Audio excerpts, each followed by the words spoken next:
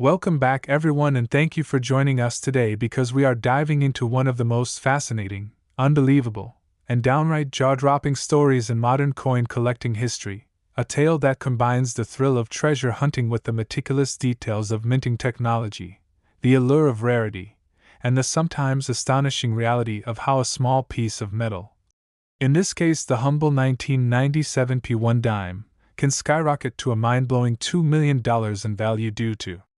a perfect storm of mint errors, mechanical mishaps, human oversight, and collector frenzy. And before you dismiss this as some urban legend or numismatic fairy tale, stick around because we are going to explore every single detail of how such a small coin, nominally worth just 10 cents, can command such a staggering price tag, the kind of amount that could buy a luxury home, a high-end sports car,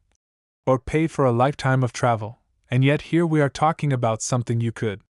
accidentally find in your pocket change or resting quietly at the bottom of a jar on your kitchen counter. So let's start at the beginning and break down what exactly makes the 1997 P dime so extraordinary. First, we have to remember that in 1997, the Philadelphia Mint, marked by the P mint mark on the coin, produced millions upon millions of Roosevelt dimes,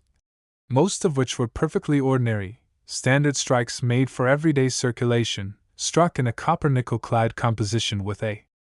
diameter of 17.9 millimeters and a weight of 2.268 grams. But in this rare and special case, a tiny fraction of that year's production was afflicted by a series of overlapping mistakes that, when combined, transformed an otherwise common coin into a once-in-a-lifetime numismatic treasure. One of the first and most critical elements here is the concept of a mint error, which can take many forms. From off-center strikes where the blank planchet is not properly seated in the coining press to doubled dies where the die itself carries a duplicated or doubled image, to broad strikes where the collar that normally holds the coin in place during striking is missing or damaged, to wrong planchet strikes where the coin is accidentally struck on a blank intended for another denomination, and in the case of the ultra-valuable 1997 P dime, multiple error factors seem to converge, creating a specimen so rare that experts believe only a handful may exist. One of the most discussed theories is that some of these coins were struck on planchets intended for foreign coinage or for a different U.S. denomination, meaning the size, weight, or metallic composition doesn't match the normal specs for a dime, which immediately makes it an oddity detectable by sharp-eyed collectors and grading services. Another key error possibility is a full or partial double die obverse or reverse, meaning when you look closely at the inscriptions, such as "Liberty in God We Trust," the date 1997, or the P mint mark, you may see ghost-like doubling that occurred when the hub used to make the die impress the design twice slightly out of alignment, something that's extremely desirable when found on any coin but becomes exponentially more valuable when paired with other mistakes. Furthermore, misaligned dies could lead to uneven borders and distorted images, while striking through debris, like grease, cloth fibers, or other foreign material, can leave certain areas of the coin design faint, missing, or oddly textured, and the most legendary of these 1997 P dimes reportedly exhibit a combination of wrong planchet, double die, and misaligned strike features, all in a single piece, which is practically the holy grail scenario for error collectors. Now, beyond the physical errors, there's also the factor of scarcity and discovery, because a mint can produce a coin with a dramatic error. But if hundreds or thousands of them reach circulation, the individual value per coin might be lower. However, when only a few escape detection, the rarity shoots through the roof, and in the case of the 1997 P error dime, the count is believed to be in the single digits, which puts it in the same league as the most coveted rarities in U.S. coinage history, such as the 1913 Liberty Head nickel or the 1804 silver dollar, and scarcity alone is a huge driver of price, especially when the coin has an error type that is already popular in the numismatic world. Let's also talk about condition, because coin collectors use a grading scale that ranges from poor to perfect mint state, with the highest being MS70, and even among rare errors, condition matters tremendously. A 1997 P dime with multiple dramatic errors in a high mint state, showing strong luster, no wear, and sharp details,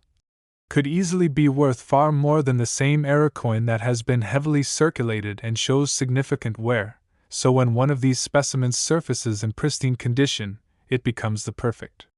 storm for commanding an astronomical auction price, which is exactly how a coin that started life as 10 cents can leap into the millions. We also have to consider the psychological and market forces at play, because the world of high-end coin collecting isn't just about metal content or artistic design, it's also about owning something that almost no one else can have, a bragging rights piece. A trophy that says you've captured one of the rarest prizes in the hobby, and this competitive desire drives bidding wars in auction houses, sometimes pushing prices far beyond what might seem rational to outsiders, and once a high-profile sale is reported in numismatic news, it sparks a rush of hopeful treasure hunters, everyday people sifting through their change jars, coin rolls from the bank, and old collections inherited from relatives, all hoping to spot that elusive 1997 era dime, which in turn fuels more publicity and more demand, creating a feedback loop that keeps the coin's value sky high. It's also worth exploring how such an error could escape the mint's quality control in the first place, because the US Mint employs multiple layers of inspection and automated sorting designed to catch off-spec coins, yet no system is perfect, especially in high-volume production environments where millions of coins are struck each day. Sometimes an error is subtle enough to slip past inspectors, especially if it's a combination of factors that only becomes obvious under magnification. And if those coins are mixed into bulk bags or rolls, they can quietly enter circulation without anyone at the mint realizing. From there, it's just a matter of chance whether they're discovered immediately or decades later. And in the case of the 1997 dime, the long gap between its minting and its headline-making auction results adds to its mystique. Some theories even suggest that certain error coins are deliberately removed from the mint by unscrupulous employees, though this is illegal and heavily punished when caught. But speculation about a clandestine origin often adds another layer of intrigue and value. Now, to truly appreciate why the 1997 dime could hit the $2 million mark, we should compare it to other modern coins with extreme error premiums, such as the 2004 Wisconsin Extra Leaf Quarter, the 1955 Double Die Lincoln Cent,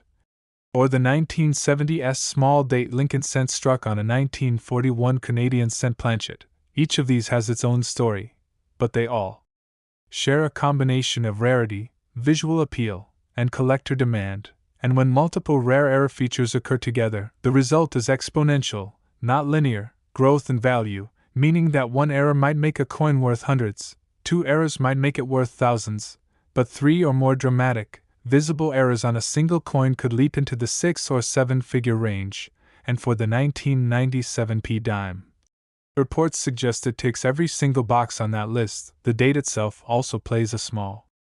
role because 1997 isn't particularly distant in time, meaning that people alive today could easily have handled one of these coins in circulation without realizing it, and that tangibility adds excitement. Unlike ancient coins that are locked away in museums, a 1997 dime could realistically turn up in someone's pocket change tomorrow, which fuels the imagination and keeps the hunt alive. When we talk about possibilities, we can imagine scenarios like a coin being struck slightly off-center, with the rim missing on one side but showing extra blank space on the other, combined with doubling on the date and a planchet composition test revealing it's made of silver instead of clad. Each of these factors alone would add significant value, but together they become an unstoppable force in the numismatic market. And let's not forget that many collectors are drawn to coins with a clear story. And the 1997 era dime has a story in spades. It's a detective tale, a mechanical mishap, a lucky escape from the mint, a survivor of years in circulation, and finally, a star at auction commanding life-changing money. Every aspect of that journey is compelling, and every detail makes it more desirable. So when you hear about someone paying $2 million for one, it's not just about the metal, it's about owning a slice of history. A physical artifact of human error and chance that can be held in the palm of your hand. And with each passing year, as more collectors enter the market and fewer of these coins are available, the competition will only grow fiercer, pushing values potentially even higher. So whether you're a seasoned collector, a casual hobbyist, or just someone curious about the strange world of rare coins, the lesson here is clear. Always check your change, always look closely at the date, mint mark, and design details, because you never know when a 1997 p dime with a combination of dramatic, valuable errors might be staring back at you, and if you do find one, well, you might just be holding your ticket to a multi-million-dollar payday. If you thought the 1997 p dime story was wild, then buckle in because we're moving forward just a few short years to talk about another astonishing discovery, the 2000 p1 dime. A coin that under normal circumstances should be worth no more than its face value of 10 cents but in certain rare cases has been documented to fetch an eye-watering $1 million in the collector's market thanks to a unique and baffling combination of minting mistakes, composition anomalies, and sheer scarcity that make it an irresistible prize for those who live and breathe rare coin hunting. And just like before, we need to start with the basics, because in the year 2000, the Philadelphia Mint, as indicated by the P mint mark on the obverse of the coin just above the date, struck hundreds of millions of Roosevelt dimes for everyday use, all standard clad composition, copper core with a nickel outer layer. Designed to be virtually identical to every dime produced since 1965, but in a microscopic fraction of that massive output, something went very, very wrong in the minting process. And those rare mistakes are what transformed a handful of these coins into treasures worth a fortune. One of the key possibilities discussed by experts is that some of these 2000 p dimes were accidentally struck on planchets intended for foreign coinage, something the US Mint has done for decades under contract for other countries. And in such cases, if a blank planchet for a foreign denomination of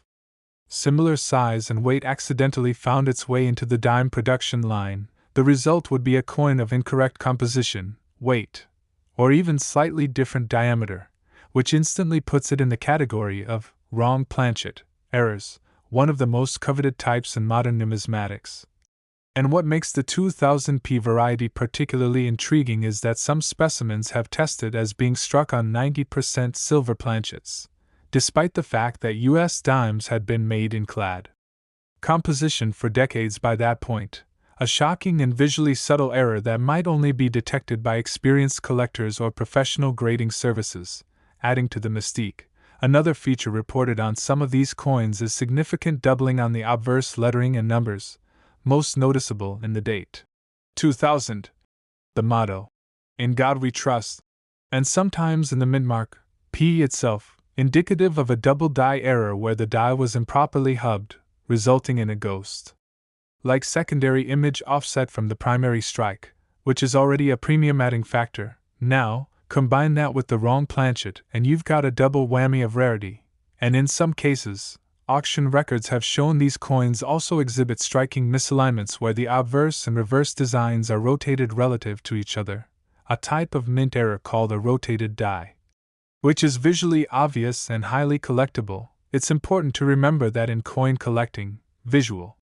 appeal of an error often plays a major role in determining price, because a dramatic, eye-catching mistake draws more interest than a subtle one that requires magnification, and the 2000 p1 dime megararities tend to display multiple errors in a single specimen, making them both technically fascinating and immediately engaging for collectors. Then we have the factor of survival and discovery rate.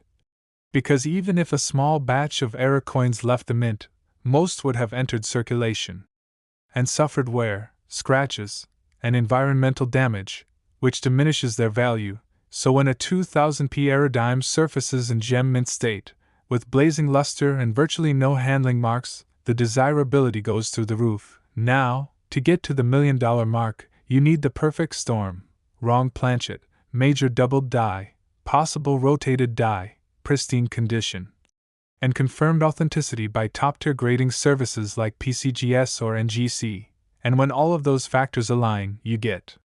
the kind of coin that sparks bidding wars among the lead collectors, driving prices into seven figures. The psychology behind this market is similar to the 1997 p dime case, with a blend of competitive collecting, investment speculation, and the thrill of owning something that maybe only 2 or 3 other people in the entire world can claim to possess. And once a headline sale happens,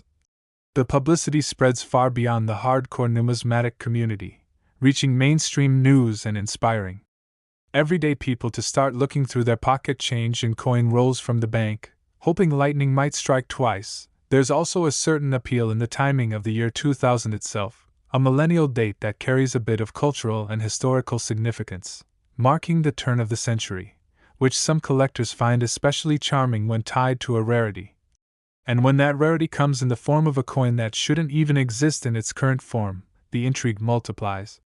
So whether these 2000p era dimes were the result of an accidental wrong planchet mix-up, a lapse in die preparation, or a combination of minting anomalies that somehow escaped detection, their existence is a testament to the fact that even in a modern, highly automated minting environment, spectacular mistakes can and do happen, and when they do, the numismatic market is ready to reward them handsomely. So if you ever find a 2000p dime in your change that feels a little different in weight, shows obvious doubling, or reveals a rotated design, don't ignore it, because you might just be holding $1 million coin in the palm of your hand, one that proves lightning can indeed strike twice in the world of US dimes. And just when you thought the roller coaster ride through the world of ultra-rare modern dimes couldn't possibly climb any higher, we turn the page to the story of the 2001 P1 dime, a coin that in its most extraordinary and era-laden form has been known to command a jaw-dropping price of $5 million. A sum so astronomical for something with a face value of 10 cents that it boggles the mind and forces you to reconsider the way you look at the change rattling around in your pocket.